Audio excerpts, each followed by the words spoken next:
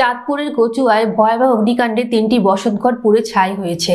বুধবার ভোর ৫টার সময় উপজেলার সেঙ্গুয়া মিয়াজি বাড়িতে এই অগ্নিকাণ্ডের ঘটনা ঘটে।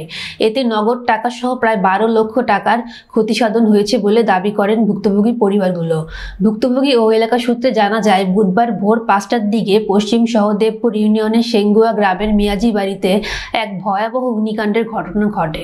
আগুনের লেলিহান শিখায় মুহূর্তের মধ্যে ৩টি বসতঘর ও আসবাবপত্র পুড়ে ছাই হয়ে যায়।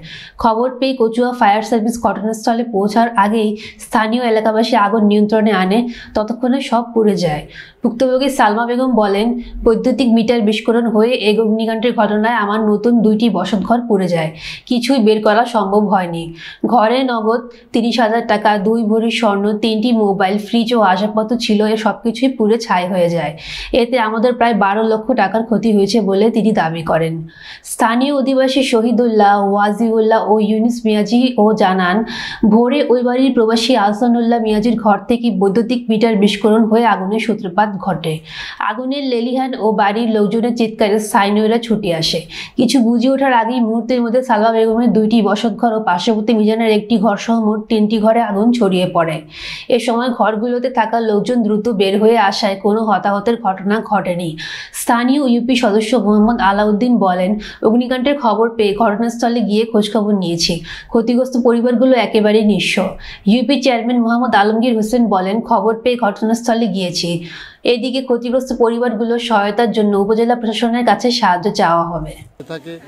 বাইরে থেকে তেমন বেতনও তেমন তার বেশি না, এই অনেক কষ্ট করে ঘর দরজা করছে। কারেন্টের আগুনে একবার সব জুইলা যা আছে সব ঘর থেকে কিছু বার করবো, কিছু তো বাহির করবো। ওই এরপরে যে পুরা ঘর জ্বলে গেছে।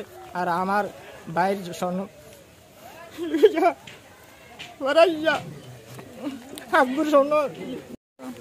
আমার নাম সালমা।